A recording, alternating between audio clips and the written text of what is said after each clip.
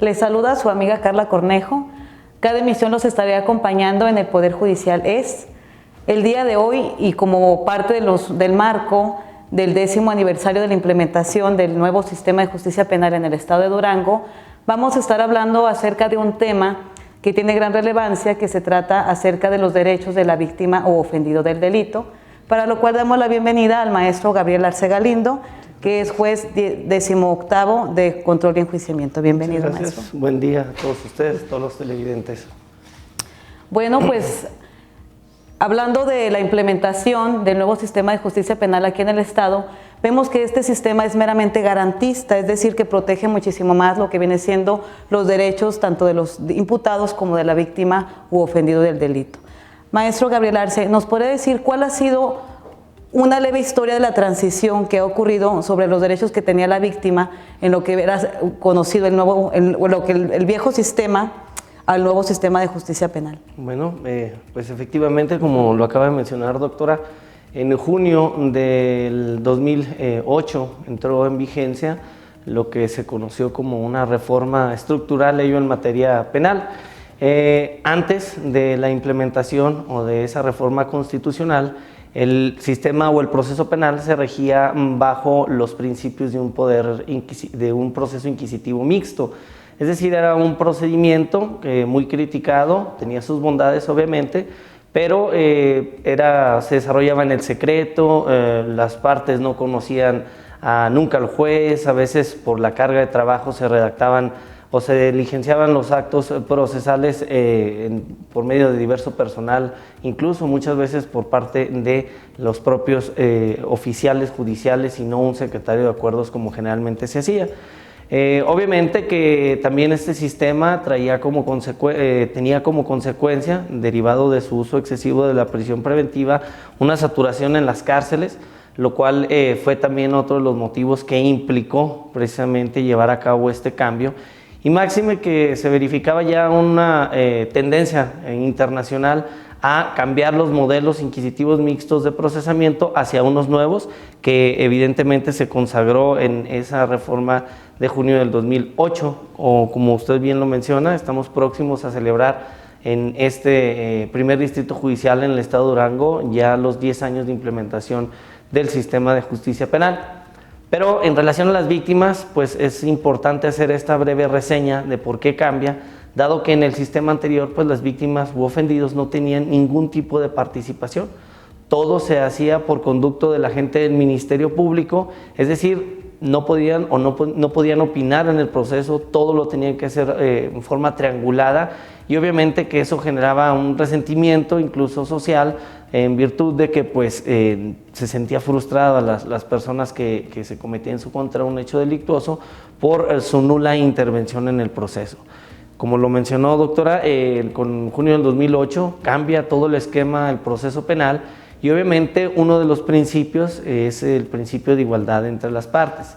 ¿Qué significa ese principio de igualdad entre las partes? Pues que hay se explica en una forma piramidal, en donde el juez está en el vértice superior y en los inferiores, ambos están tanto el agente del Ministerio Público, las víctimas u ofendidos, el asesor jurídico, que más adelante explicaré esa figura, pero en contra está precisamente el abogado defensor y el propio imputado. Generalmente esta explicación que se da es para efecto de dejar en claro, en una forma gráfica, que las partes solicitan al juez sus pretensiones, se debate entre ellos, y lo cual genera que la víctima u ofendido, de ser tratado como una tercera persona, a pesar de que en contra de ella era quien se cometía el hecho delictuoso, pues pasa a una nueva figura, a un nuevo rol, en donde es primordial su participación, a diferencia del otro sistema de justicia penal anterior.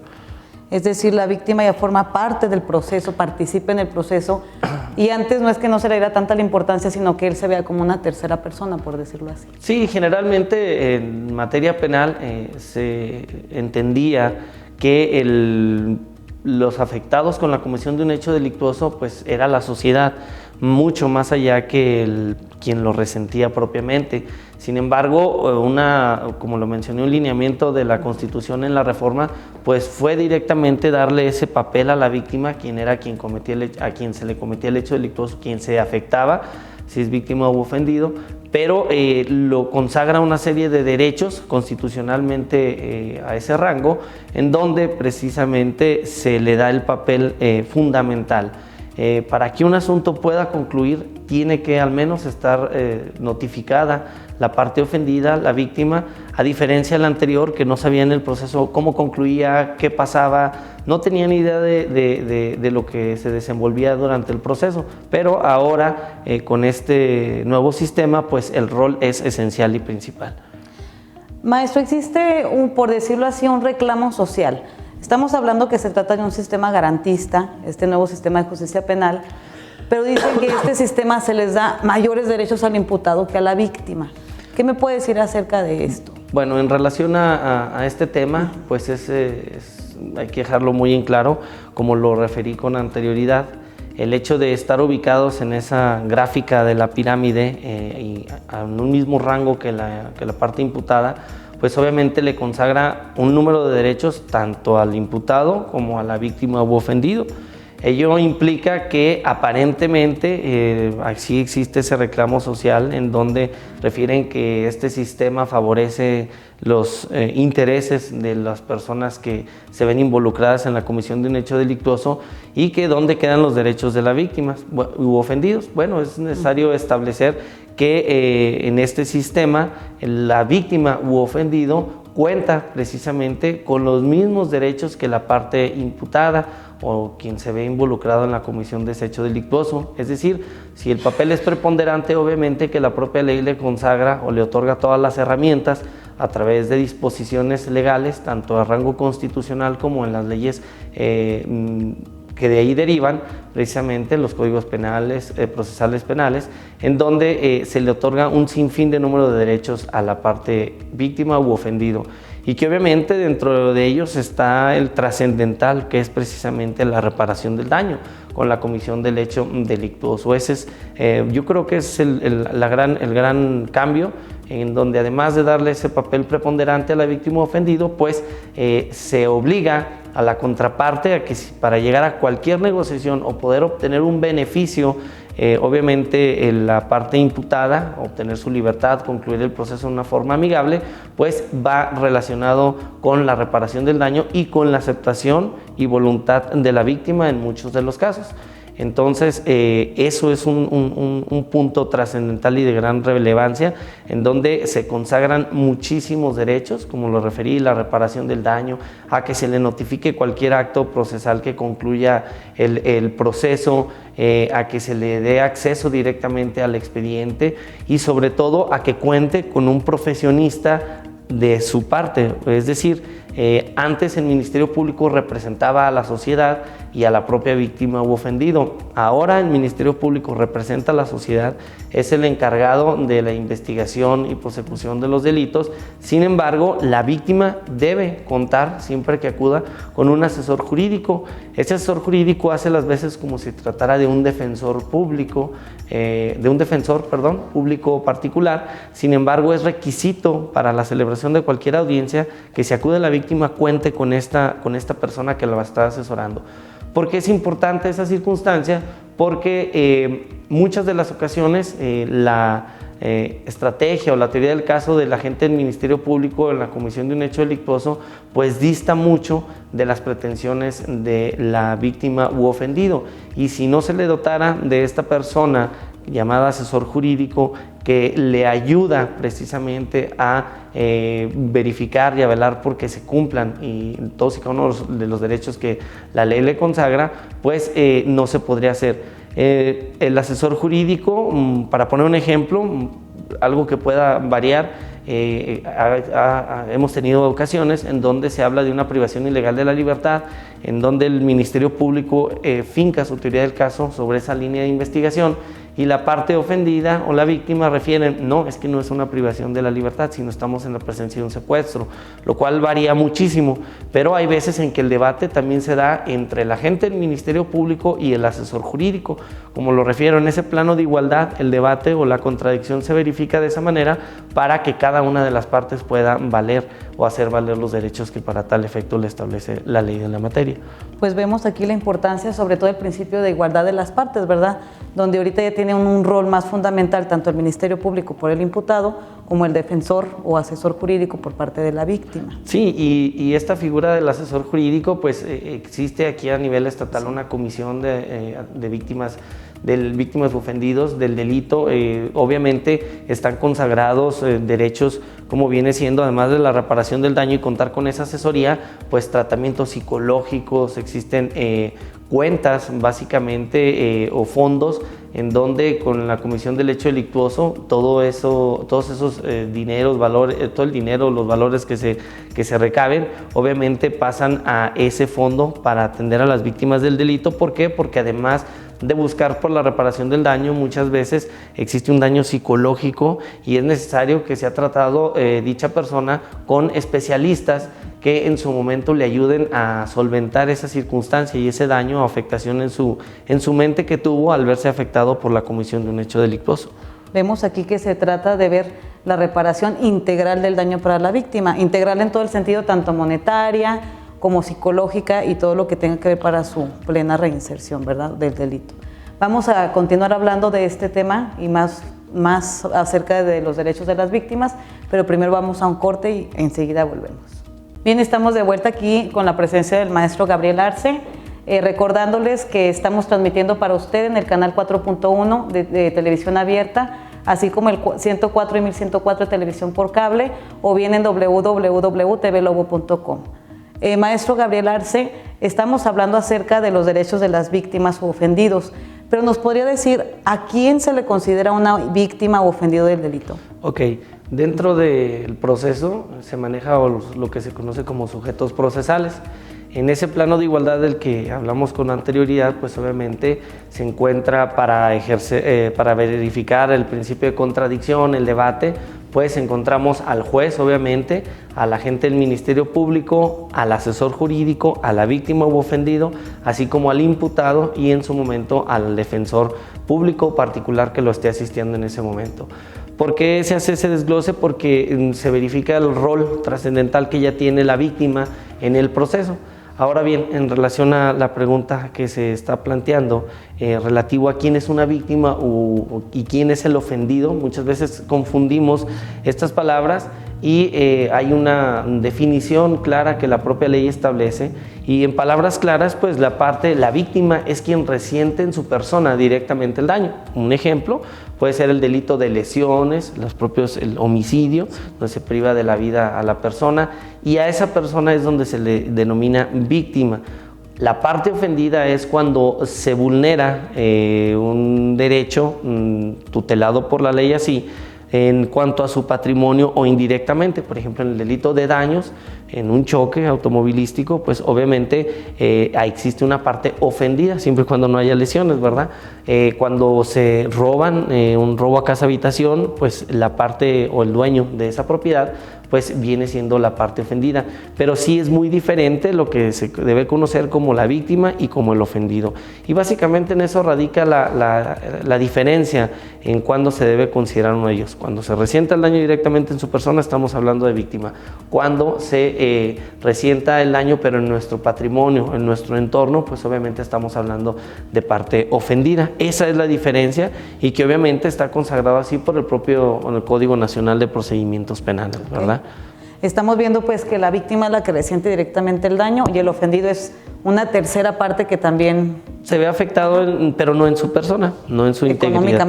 Económicamente, materialmente, como tú lo acabas de referir. Y para ya quedar un claro ejemplo, o sea, nos podría ejemplificar en algún delito cualquiera, ¿cuál es una víctima y cuál es un ofendido? Ok, muchas veces, pues, desafortunados los delitos de homicidio, yo a título de culpa, ¿cuáles son esos? Pues cuando fallece una persona involucrada en un accidente vial. Por ejemplo, si fallece una señora, un señor, pues obviamente ellos les reviste Bien, estamos de vuelta, recordándoles que se pueden comunicar con nosotros a través de los teléfonos 811-4712 y 143-4735 o a través de nuestras redes sociales en Facebook, Twitter y YouTube como @PJDGO. Continuamos aquí con la intervención del maestro Gabriel Arce. Y hay una pregunta, bueno, que es muy común, ¿verdad? A mucha gente cuando está integrada en un centro de, bueno, por ejemplo en el Cerezo, se le dice, ya mero va a salir, ¿verdad? O ya mero lo van a soltar. ¿Es posible esto que lo suelten o que lo dejen salir así, como coloquialmente se le llama? Sí, bueno, eso siempre ha sido un reclamo, ¿verdad? Esa manifestación de decir que acabo que ahí lo sueltan o ya lo van a dejar en libertad, ¿para qué acudo? ¿Para qué acudo si va a ser el mismo fin, verdad? De que no hay intervención. Bueno, pues relacionando con todo lo que hemos hablado, pues la víctima en ese papel trascendental, pues tiene el derecho precisamente a saber qué está sucediendo en el proceso. Es necesario establecer que el Código Nacional de Procedimientos Penales contempla precisamente la prisión preventiva, ello como una medida cautelar. Una cuestión diferente es si existe la posibilidad de que alguien cometió un delito y otra es precisamente la necesidad de cautela. Hay delitos que por su misma gravedad aplica en su momento lo que viene siendo la prisión preventiva en forma oficiosa. ¿Qué quiere decir? Que aunque no lo soliciten las partes, el juez está obligado por ley a imponerla. ¿En qué tipo de delitos? Pues obviamente en los delitos de homicidio, delincuencia organizada, violación, incluso se vienen una serie de reformas, pues ya constitucionalmente ya se realizaron, en donde únicamente falta modificar la legislación nacional, en donde, por ejemplo, delitos novedosos de prisión preventiva oficiosa como el robo a casa habitación. Entonces, por ley existen delitos que se debe imponer esta medida cautelar. Obviamente existen muchísimos más delitos de los cuales no es obligatorio imponer la medida cautelar de prisión preventiva. Sin embargo, muchas de las ocasiones, cuando se tratan de delitos de menor cuantía, robos simples, incluso daños, pues no se debe abusar en el uso de estas medidas cautelares, que es la prisión preventiva. Sí, efectivamente, la víctima se resiente en muchas de esas circunstancias. Sin embargo, la nueva legislación, que obviamente está autorizada por parte de la sociedad, por conducto de nuestros representantes en el Poder Legislativo, pues modificaron estas circunstancias. Ahorita la excepción es la prisión preventiva. La regla general es que la mayoría de las personas deben enfrentar su proceso en libertad. Sin embargo, es necesario establecer que esta oportunidad de enfrentar su proceso en libertad, donde coloquialmente dicen, bueno, ya lo dejaron libre, pues no es solamente estás libre, vas a empezar tu proceso así, no, sino que se le imponen otra serie de medidas cautelares a esa persona, como viene siendo el depósito de una garantía económica, que acuda a firmar ante la Dirección de Ejecución de Penas quincenalmente, incluso la prohibición de salir de cierta parte del estado o incluso del país. Pero hay otras medidas cautelares que van dirigidas a la protección de la víctima. ¿Cuáles son estas? Pues que no se deben acercar a la víctima, no se deben comunicar. Es una serie de restricciones que la finalidad de su imposición es precisamente proteger a la víctima. Entonces, sí existe la posibilidad de que en los delitos mal llamados no graves, porque ya no existe ese catálogo, sino de prisión preventiva oficiosa, sí existe la posibilidad de que una persona obtenga su libertad. Sin embargo, también dejar en claro que la oportunidad se le da en una sola ocasión. Es decir, si una persona se ve involucrada en la comisión de un hecho delictuoso, se le da la oportunidad de enfrentar su proceso en libertad. Si reincide precisamente en una comisión de un hecho delictuoso doloso, pues por ley también el juez está facultado para imponer la prisión preventiva derivado de esa reincidencia en la comisión del hecho delictuoso. Entonces, este es un primer momento en el que la parte que está siendo procesada pueda obtener su libertad, obviamente siempre y cuando esté detenida la persona. Sin embargo, pues muchas veces la gente considera que ya por seguir un proceso penal, la persona tiene que estar interna en el centro de reinserción social. Sin embargo, pues ya quedó claro que esta circunstancia no se ve así. Ahora bien, esto es el proceso, que implica que si una persona se le da la oportunidad de enfrentar su proceso en libertad, el proceso va a continuar. Es decir, ya no hay, muchas veces piensan, no, pues ya lo soltaron, ahí le van a dar, como también mencionan, el carpetazo al expediente y ya no va a suceder nada. Obviamente no, esto no sucede. Para efecto de que concluya por cualquier vía un proceso, se le tiene que dar la intervención a la víctima. Entonces, no porque esté siendo o la persona esté enfrentando su proceso en libertad, no implica que el proceso se vaya a suspender. Hay varias salidas que también la propia legislación establece o formas de concluir el proceso. Básicamente podemos contemplar los acuerdos entre las partes, conocidos como acuerdos reparatorios, otra figura que se conoce como la suspensión condicional del proceso, otra figura que se conoce como el procedimiento abreviado, que es una forma de acelerar el proceso en donde implica la emisión de una sentencia condenatoria, y finalmente lo que viene siendo la etapa de juicio oral. También existe lo que se conoce como el perdón del ofendido. ¿Pero por qué es necesario establecer esta circunstancia? Porque a pesar de que la persona esté enfrentando su proceso en libertad, todas las notificaciones de estos actos se debe citar a la víctima. Es decir, el proceso no va a concluir sin que las víctimas u ofendidos se den cuenta de ello y sin que ellos, y también no puede concluir sin que ellos no hagan valer su derecho, como viene siendo a la reparación del daño. Muchas de las veces dicen, no, pues el asunto ya concluyó porque ya lo soltó el juez. No, el proceso sigue, y para concluir por cualquiera de estas formas, en ese rol trascendental que se le da a la víctima, se le tiene que notificar, ya sea en sede judicial o en la etapa de investigación correspondiente. Lo cual es muy interesante, sobre todo porque muchas personas es la cuestión del reclamo que dicen, no, ya lo soltaron, ya está libre, ya no siguen el procedimiento. Cuando usted nos aclara bien que dices, el procedimiento sigue debido a las medidas cautelares como prisión preventiva oficiosa o las otras. Entonces quiere decir que el proceso va a continuar hasta que bien se dé la reparación del daño a la víctima. Exactamente, incluso estas figuras que manejamos, cuando acuden las víctimas, de hecho en este transitar de 10 años del nuevo sistema de justicia penal, pues ya existe una cultura precisamente de lo que viene siendo el nuevo proceso. ¿Qué implica esa circunstancia? Que ya las víctimas acuden precisamente con el juez, acuden con el agente del Ministerio Público, porque se están dando cuenta de toda esta serie de derechos que antes no tenían y que incluso hasta el acceso muchas veces por espacio se les impedía, y que ahora tienen un papel o un rol trascendental en el proceso. Sí dejar muy en claro y hacerles saber a los televidentes que el proceso no va a concluir si no se le da esa intervención. El acuerdo reparatorio, que es una de las formas en las cuales puede concluir el proceso, pues es un acuerdo de voluntades, es decir, las partes se ponen de acuerdo por conducto de sus asesores, tanto el defensor como el asesor jurídico, para efecto de que en cierto tipo de delitos admita esta figura. Por ejemplo, el robo a casa, los patrimoniales cometidos sin violencia sobre las personas. Si hay violencia, si hay el uso de un arma, pues obviamente están excluidos de celebrar por ley este tipo de acuerdos. Sin embargo, si implica un acuerdo de las partes, pues obviamente por esta figura no puede concluir una persona su proceso, dado que se necesita de la anuencia y de la aceptación por parte de la víctima de que es su deseo concluir de esta forma amigable, y que obviamente implica que se le tiene que llevar a cabo la reparación del daño. Estos acuerdos reparatorios se pueden plantear inmediatamente después de que se inicia la investigación, o incluso ya ante el juez, antes de que se pase a esa tercera fase del proceso, que es el juicio oral. Entonces, por esta vía de acuerdo reparatorio, las partes pueden acudir a concluir, pero obviamente, como lo referimos, la víctima en su rol trascendental y principal. En las figuras del perdón legal es otra de las formas en que se puede concluir el proceso, que obviamente implica la notificación de la parte de la víctima o del ofendido. ¿Por qué? Porque ellos son quienes les otorgan el perdón. Este tipo de figura se puede dar, pero en aquellos delitos que se persiguen por querella o instancia de parte.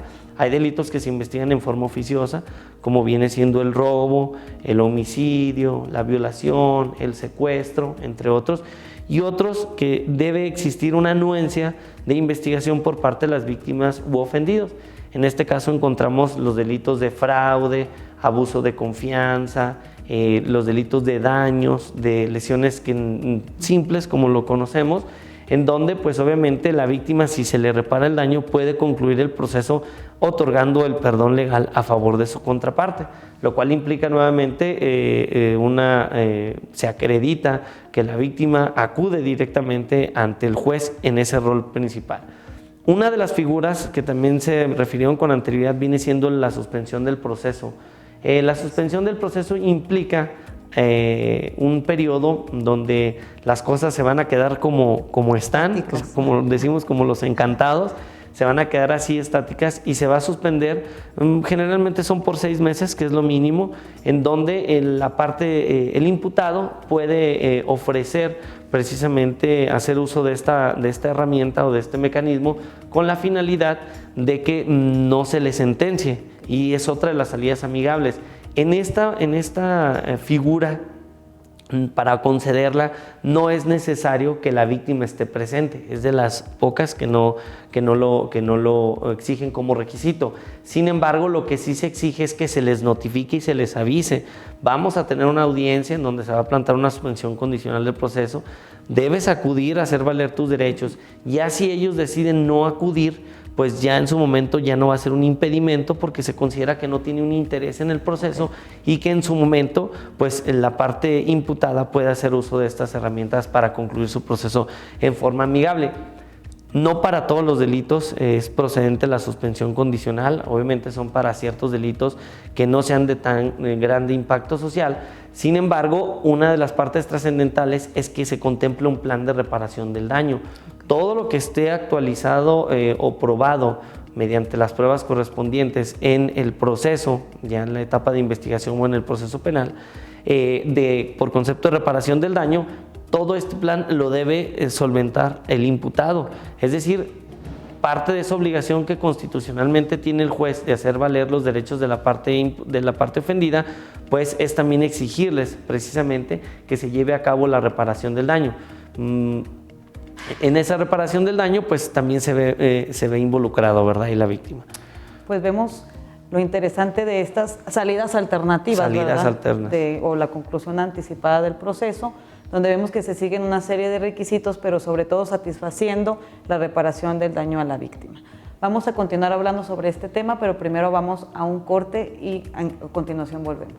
Estamos de vuelta aquí con el juez Arce y comentábamos acerca de la reparación del daño. Hemos hablado mucho de la reparación del daño, pero ¿nos podría decir qué abarca en sí la reparación del daño o qué es? Bueno, muchas veces se piensa, por ejemplo, que la reparación del daño está limitada a que se le restituya o se le intente restituir precisamente a la víctima o ofendido en lo que se ve afectado por la comisión del hecho delictuoso. Por ejemplo, podemos ver un accidente, en un choque.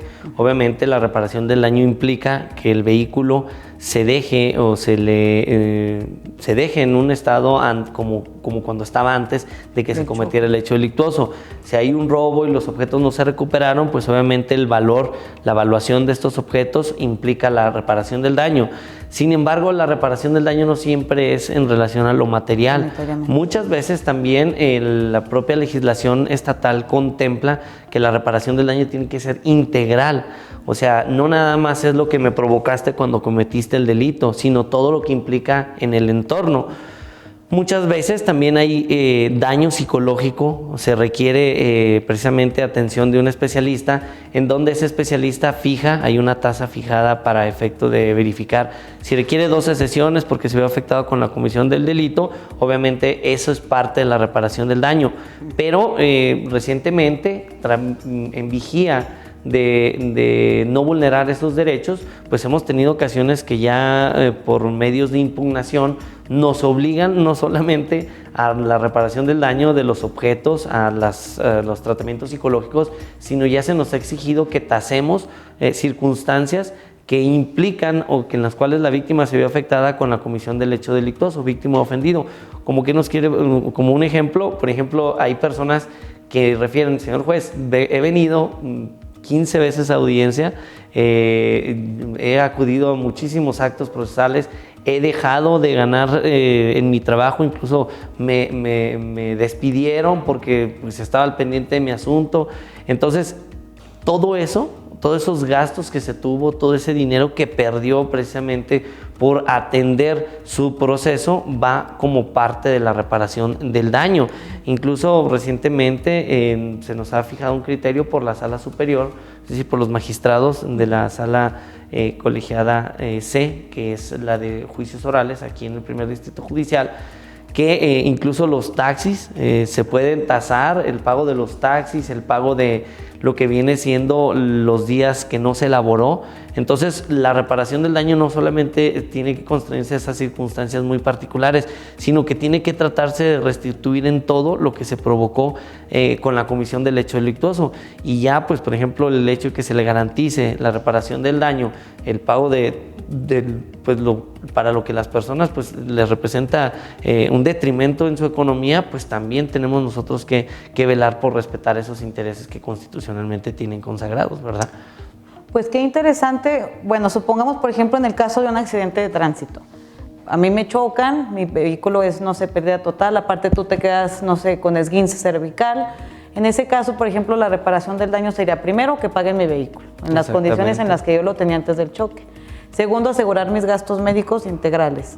Y si el procedimiento, yo por eso tuve que tener, no sé, a lo mejor alguna incapacidad médica en mi trabajo, dejo de percibir dinero, también se tiene que pagar. También se tiene que garantizar su pago por parte del imputado para poder acceder a estas salidas alternas o formas amigables de concluir el proceso. Entonces, mis taxis. Ay, sí, también mis taxis o mi transporte para... Todo. No, es que ¿sí? En general, pues esto antes no...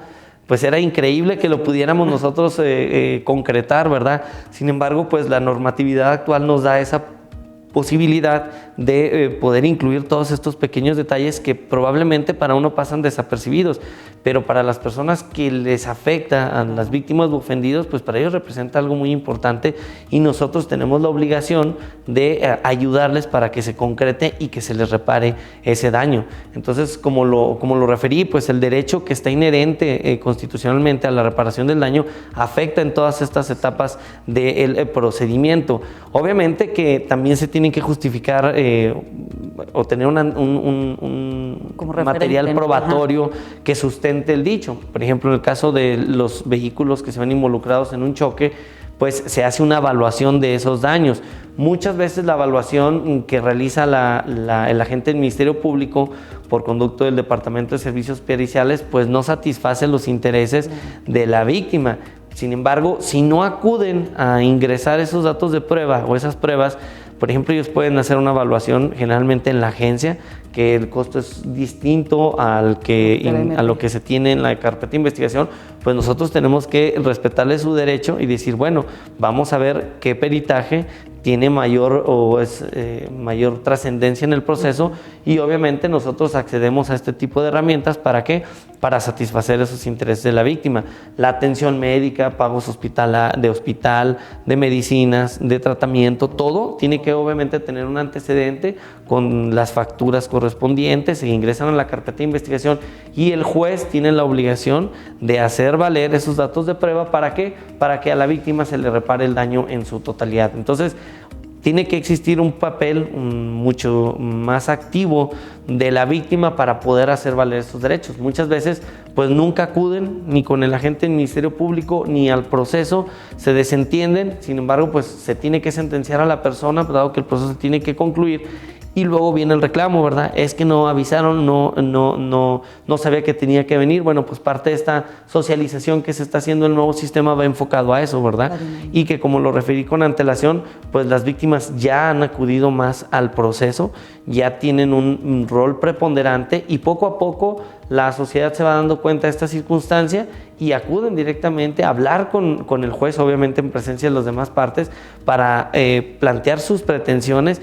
Y es muy importante esa circunstancia porque de esa manera se sienten atendidos por parte del Estado, ¿verdad? Claro. Y sobre todo que la víctima juega un rol más dinámico en el proceso, ¿verdad? Exactamente. Otro tema muy grave, ¿qué pasa, por ejemplo, cuando la víctima o ofendido es un menor de edad o una mujer?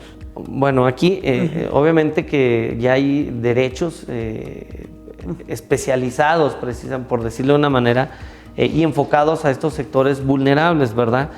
Obviamente que el Poder Judicial del Estado de Durango, que nos representa, ¿verdad?, por conducto del señor presidente, el doctor Esteban Calderón, pues han sido muy sensibles a esas circunstancias y esas particularidades, y pues debemos decir que somos pioneros y que además únicos en contar con unos centros de atención integral cuando se trata de víctimas, que es en el caso de mujeres, pero también un centro de atención integral cuando se trata de víctimas cuando son niños, niñas y adolescentes. Es decir, el Poder Judicial del Estado de Durango cuenta con una infraestructura distinta a otros estados, porque en otros estados llegan y todo se ve de la misma forma con los jueces de control. Sin embargo, aquí hay un tribunal especializado que atiende a mujeres y obviamente hay otro que atiende a niños, niñas y adolescentes. Y esto es de vital importancia, dado que es un trato diferente. No puedo tratar yo a una víctima u ofendido siendo un niño de la misma forma a que lo podría tratar siendo una mujer, o también si se trata de un caballero, ¿verdad? De un hombre. Son roles, son tratamientos distintos, hay protocolos de actuación que ha establecido la Corte, la propia legislación estatal, en donde cuando se trata de niños, niñas y adolescentes, el juez, el Ministerio Público, incluso la forma en que se desarrolla la audiencia tiene que ser distinta a la normal.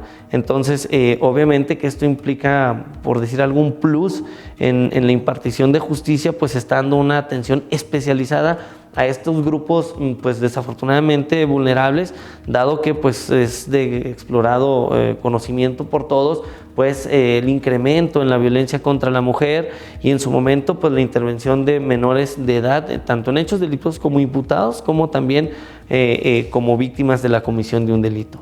Pues es muy importante sobre todo saber que para este sector vulnerable de la sociedad hay centros especializados para darle el debido y adecuado tratamiento a los menores, a las mujeres, ¿verdad? Diferente al que ustedes tienen allá. Incluso, pues bueno, no nos podremos ahí extender mucho en esos temas porque obviamente ya después ahí tenemos jueces que han sido o que se han capacitado en estos temas que son tan sensibles, cómo deben tratar a los niños, y yo creo pues en su momento que podemos invitar, ¿verdad?, a nuestros compañeros para que expliquen esta diferencia y el procedimiento, porque les menciono, es una atención integral.